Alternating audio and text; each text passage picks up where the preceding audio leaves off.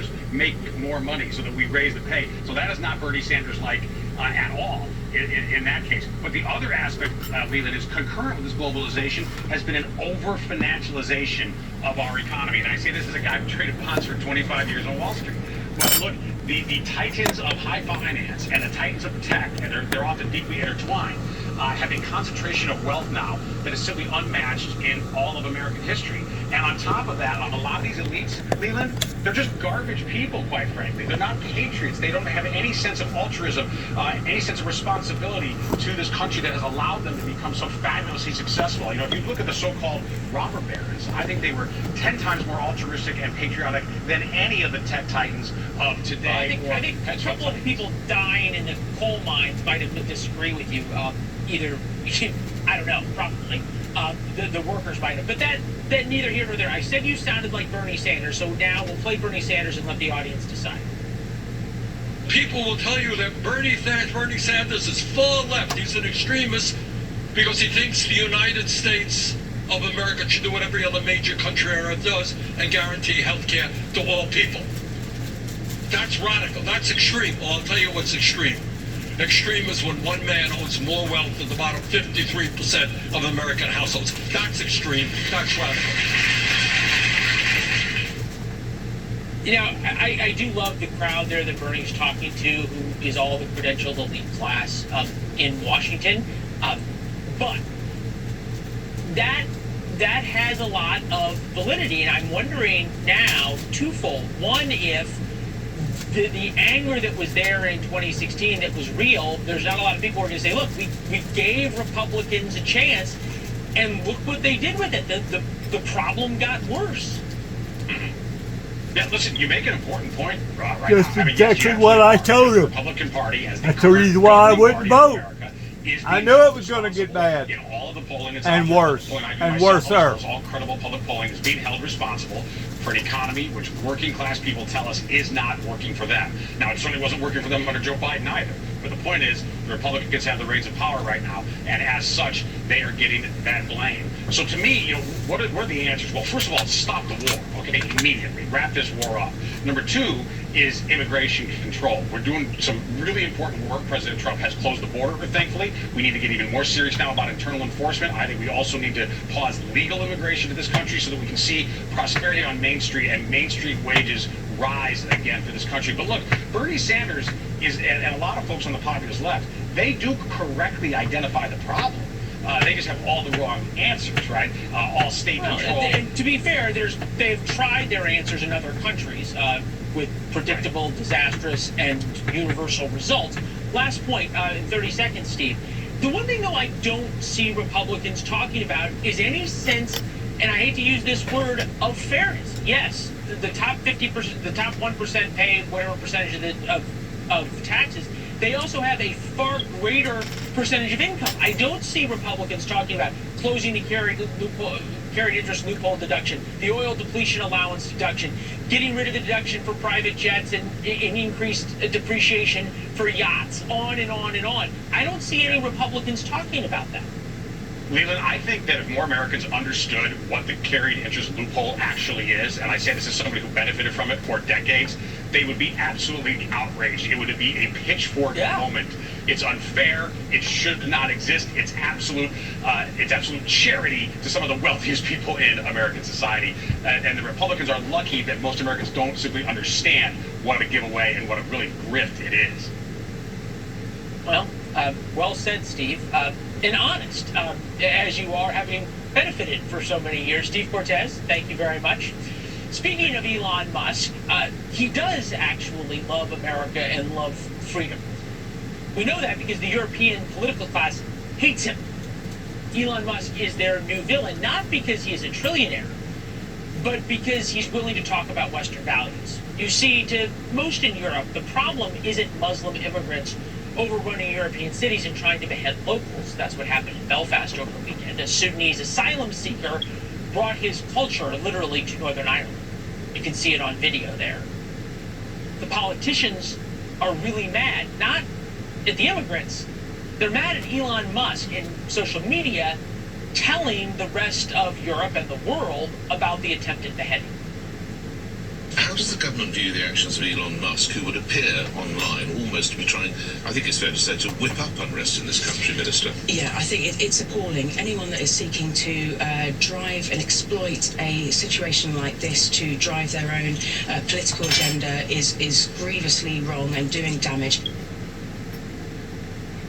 And you thought MS Now was bad.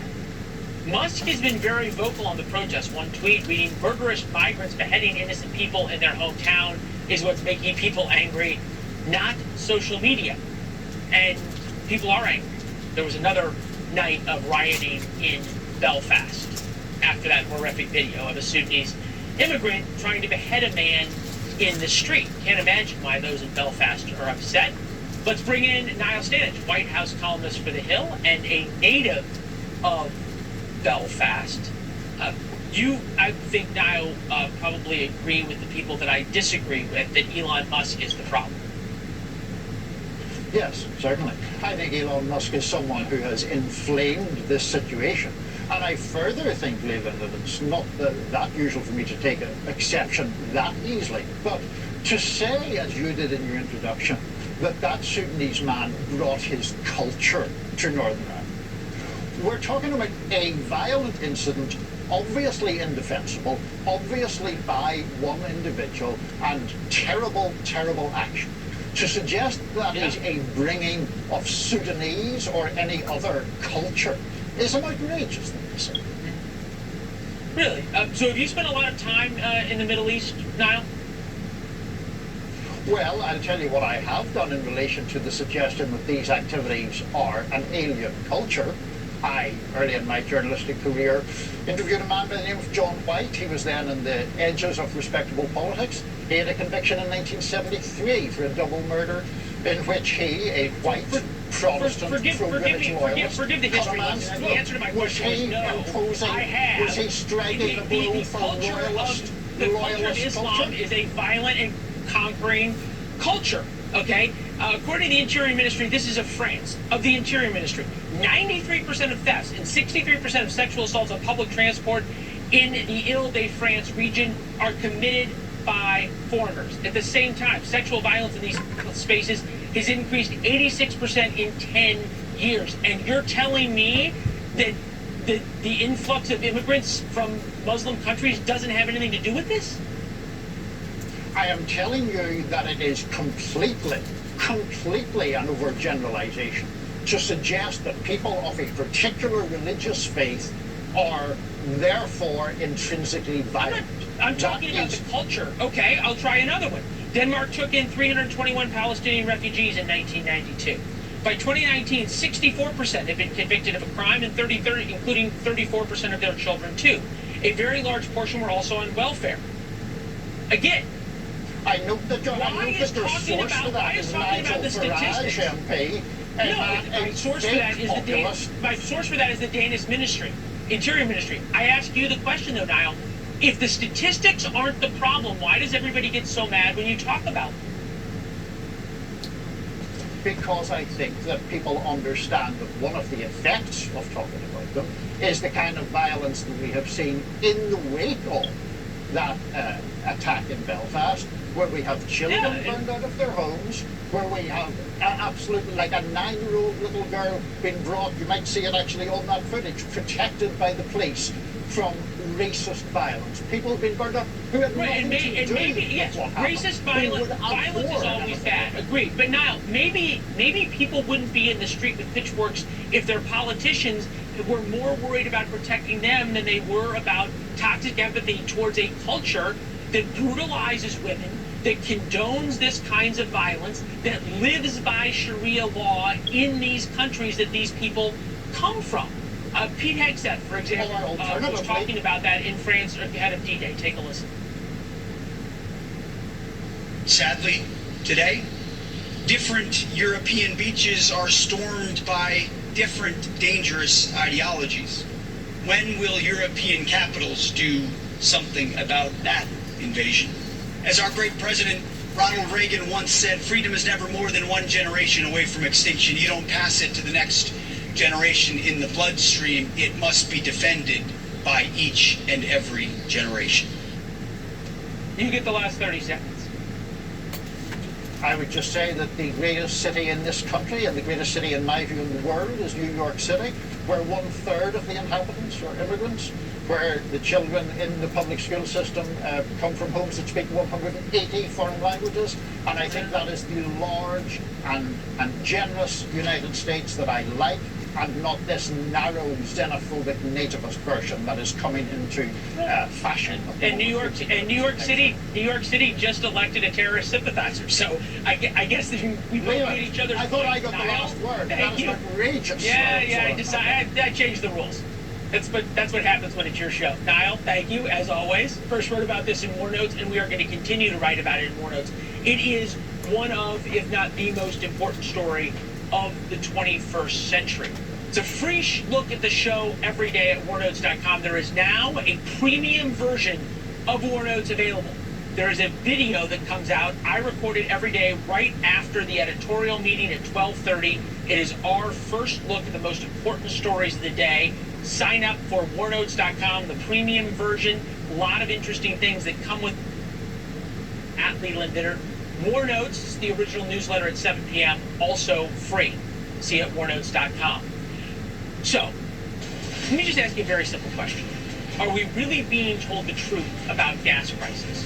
When they go up, it is hell to pay. When they go down, it's like crickets. So how much of what we are paying at the pump is actually just manipulation? See anything?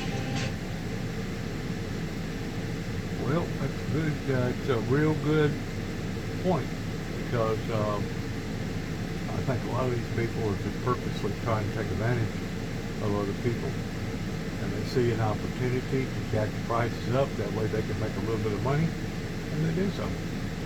SpaceX, however, believes the sky's the limit. Its IPO prospectus sees a head-spinning $28.5 trillion in potential revenues. It's looking to build a network of artificial intelligence data centers in space, and it will work to perfect its next-generation Starship rocket. I don't think it's possible to understate how important Starship is. A whole economy is waiting for this vehicle to be able to do all kinds of new things in space. People are designing large satellites right now that need Starship to get there. Elon Musk himself is a true Starship believer. This is a spaceship that is designed to make life multiplanetary, to carry millions of people across the heavens to another planet. Musk has a lot of money riding on SpaceX's IPO as it rockets him to trillionaire territory. His biggest corporate payout, however, comes later, when and if SpaceX establishes, get this, a permanent human colony on Mars with 1 million inhabitants. Sky high, perhaps high-in-the-sky ambitions for a company that has caught the attention of global investors, hoping for heavenly returns. Paula Newton, CNN, New York. Musk has been talking about that for more than a decade. Steven Spielberg, by the way, his newest movie is a sci-fi thriller about aliens here on Earth. Up next, we'll discuss Disclosure Day and the burning questions about life in outer space with our film critic, Gray Drake. She joins me live. Seats out. Like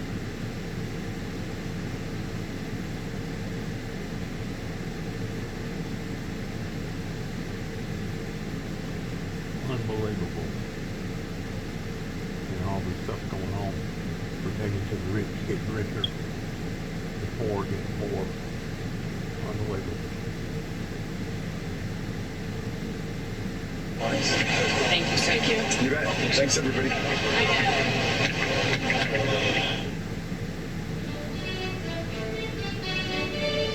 C-SPAN's Washington Journal, a live forum inviting you to discuss the latest issues in government, politics, and public policy from Washington, D.C. to across the country.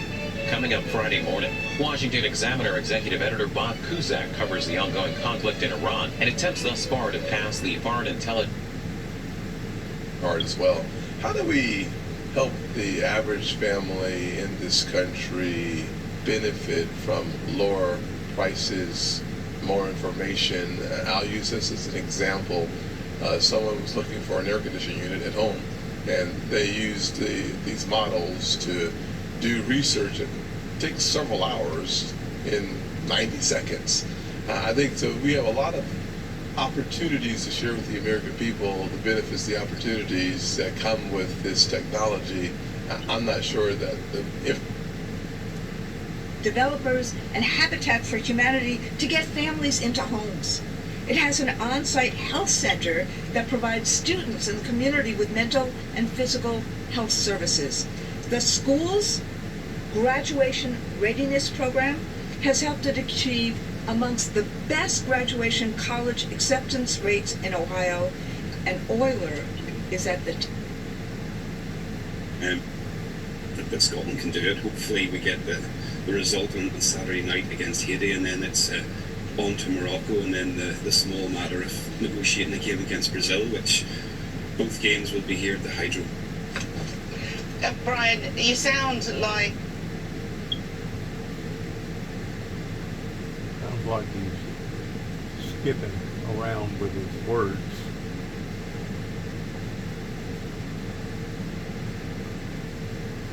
Sounds like a technical failure of some sort.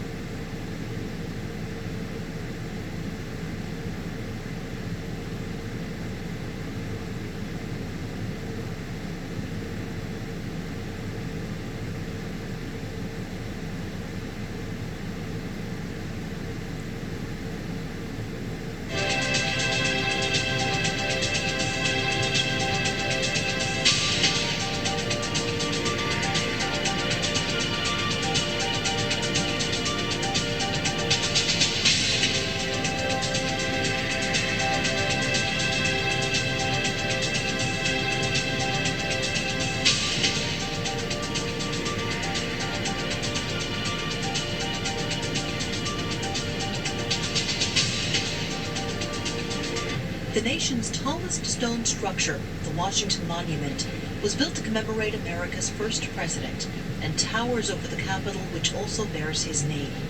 As father of our country, George Washington served as Commander-in-Chief of the Continental Army before overseeing the Continental Congress and the drafting of the U.S. Constitution. After 8 years as president, he died in 1799, prompting Congress to authorize a memorial.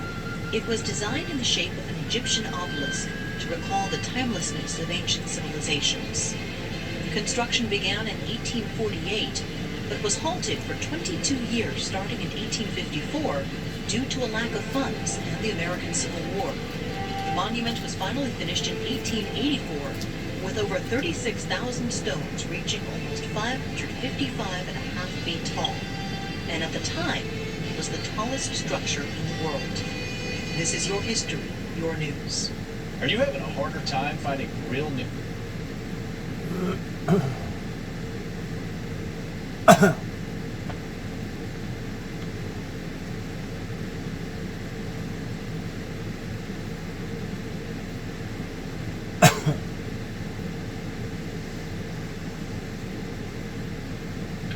Yeah, first, good evening, and thank you for having me. I can tell you I can speak on this from a personal standpoint.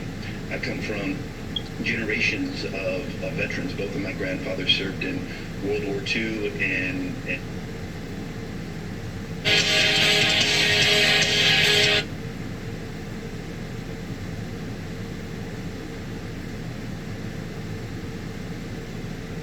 it's hanging around. It's just a matter of us actually seeing it. Well, not everybody buys that. They're wrong. Come on. I think that this movie would have been infinitely more interesting had Spielberg made it 20 years ago. Yeah. Okay, when we really had a lot of conflicts, there really weren't any answers, and we certainly didn't have any government involvement in letting us know things, whether it's true or not. Yeah. So basically, Spielberg is saying that this movie is about us, and it's about how we feel about the aliens. It's not about that at all. It's a summer movie season film where Emily Blunt and Josh O'Connor are leaping onto trains at high speeds. That's all it is. And then just when it starts to get interesting, it ends. So you didn't like this? I am mad about it because I think there's a good movie in there somewhere, but he cut it off. He cut it off. So that it's interesting, the timing of all this. Mm-hmm. So we've had on the show a few times a director named Dan Farah, who is a documentary filmmaker, who made the film Age of Disclosure, which is on Amazon Prime, one of the best-selling documentaries of all time on that platform. And there's a headline from Entertainment Weekly talking about this, and it says Steven Spielberg credits the Age of Disclosure doc with raising awareness for new alien thriller Disclosure Day. Dan Farah told me earlier tonight that Steven Spielberg was his inspiration for getting into films in the first place. Sure. E.T. and Close Encounters were his favorite movies of all time. It's got him to start asking questions and got him into this space to make the real documentary about Disclosure Day. And Steven Spielberg says that he was filming this, before some of this stuff came out. But in some ways, your argument is that the real life stuff is more interesting than the film stuff. All I've seen is the trailer for the Age of Disclosure, and it is captivating. I can't wait to watch it. And so what Spielberg's movie could have been is truly a fictional exploration of what people went through when they learned this stuff, when they came across it in person. It's not that. And so I think as a result, Spielberg is going to have another soft opening for a film, box office-wise, just like the ones that he's had for the last 6 years. So this is what Spielberg said about this concept of life on other planets. I can't believe I'm asking it, but I'm asking it seriously. Have aliens been here? And do you think they might still be here? Based on the circumstantial evidence of everything that I've gathered throughout my whole life, everybody I've listened to, and every documentary I've ever watched, and all the testimonies in Congress that I've heard, I absolutely think that they have been here, and they are here, and who knows, maybe they've always been here. You agree with that? All right, listen, he's a legend. I mean, I can't argue with the man himself. Yeah. But you wish that was more of what the film was about. Absolutely. I don't think that's the movie he ended up making for one reason or another, and I will be checking out the documentary while everyone else definitely hits up the theaters and I hope enjoys it way more than I did. Or maybe we could all watch E.T. for a reminder of an interaction with an alien. Oh, gosh. Because he did make that movie. And Close Encounters. Yeah. By the way, this is not a sequel to Close Encounters. That is an insult to Close Encounters. All right, great. Great to see you. We appreciate it. We like that you keep it honest. That's what we like to do here on The Story Is Called Balls and Strikes. Tomorrow, we will have our reporter live from SoFi Stadium right after the World Cup begins. We'll see you then. See you then. Adios, amigos. Good luck to all of us. God bless America. So long.